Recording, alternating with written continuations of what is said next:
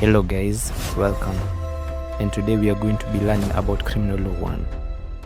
Before we dive into the Penal Code, we must define our subject. What is crime? William Blackstone defined it as a violation of the public rights and duties due to the whole community. In the House of Lords case, Board of Trades versus Owen, it was clarified as an unlawful act or default which is an offense against the public and renders the person liable to punishment. In Kenya, this means a crime is an offense against the state. This is why criminal suits are filed as Republic versus the accused. You find R versus Jonathan, R versus, XXX. So unlike civil law, where the goal is to compensate a victim through the damages caused, the goal of criminal law is to punish the offender through fines or jail terms. Our legal system is built on fundamental tenet nulum crinem sint lege, nulum poena sint lege. Neither crime nor punitive sanction without the law. Under the Constitution of Kenya, you cannot be punished for an act that wasn't a crime at the time it was committed. We must also distinguish crime from morality. While many crimes are immoral, like murder, not all immoral acts are crimes.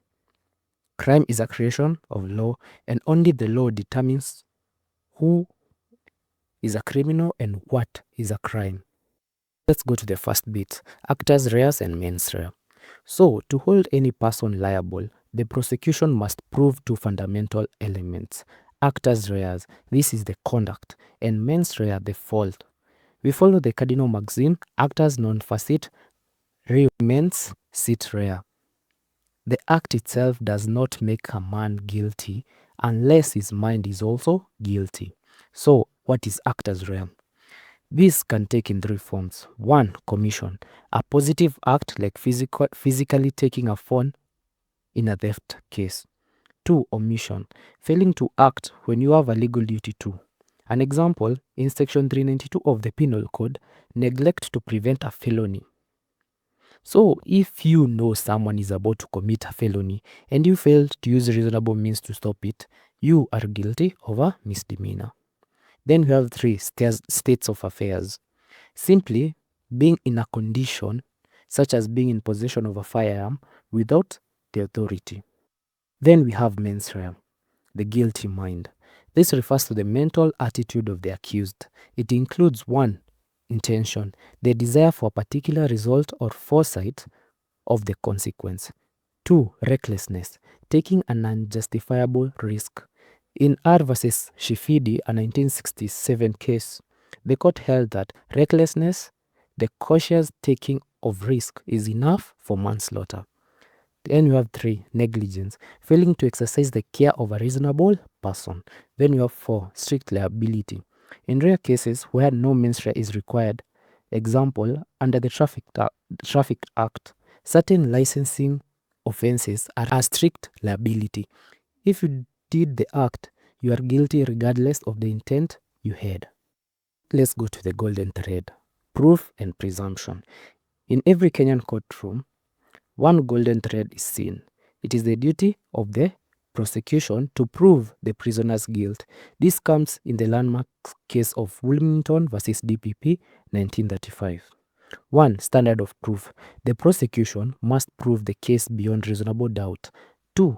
Presumption of innocence. You are presumed innocent unless you are proven otherwise. Then 3. The exemption. The legal burden only shifts to the accused in the defense of insanity. Even then, the accused has only to prove they were insane on a balance of probabilities. Then we have 4. We go to classification of crimes. Kenya classifies crimes into 2 main categories. 1. Felonies. So these are the serious offenses like murder under section 203 of the Penal Code, manslaughter section 202 of the Penal Code, or robbery with violence, or even robbery. These are punishable by death or imprisonment for 3+ years.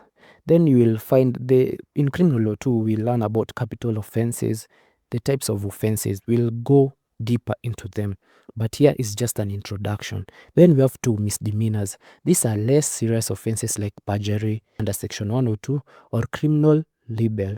Under Section 36, if no punishment is stated, the default is up to 2 years in prison and or a fine. Okay, there is an offense that has been made.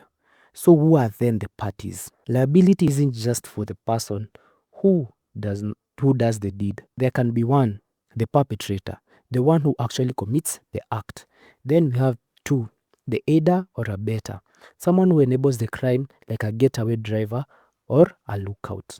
Then 3, the procurer, the person who persuades or masterminds the crime.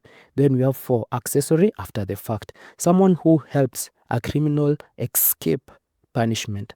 So one exemption you need to know is a wife cannot be an accessory to a husband for receiving or assisting him. Okay, so let's go to the general defenses. 1, the first defense is insanity. Under Section 12, based on the M10 rules, the accused must be laboring under a disease of the mind, so they didn't know what they were doing or didn't know it was wrong.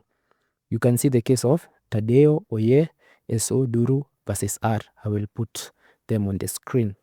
Then we have 2, intoxication under Section 13. Generally, no defense unless involuntary.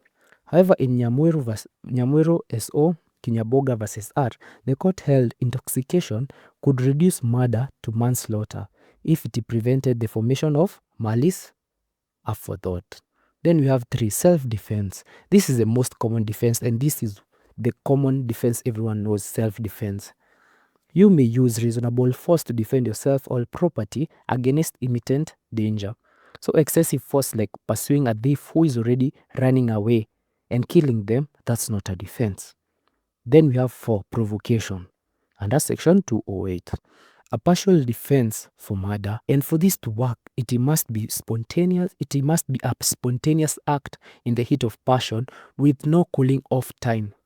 You will see in the case of Zakayo Itima, S.O. Birigenda versus R. Then we have 5, mistake, Section 10. A mistake of fact is a defense if it's honest and reasonable, but mistake of the law is no defense. Under Section 7. In conclusion, I would tell you this. In criminal law 1, you just need to master these principles. Actus Reus, understand it. Find case laws that you will back with proving Actus Reus. Then mens rea. This is the most important bit of proving beyond reasonable doubt. Proving the guilty mind. Because the conduct sometimes is so obvious, it's as prima facie, but mens rea, like proving that this person had the intent to do this. Then go to the burden of proof. Where does it lie? And in what circumstances does it lie on the accused? Because the burden of proof mostly lies on the prosecution. Then the general defenses. You must know defenses. You cannot engage in criminal law if you don't know the defenses for crimes. And with that, you have the foundation of everything that you need to know in criminal law 1. See you in the next lecture. Thank you. Subscribe, like, share, and comment.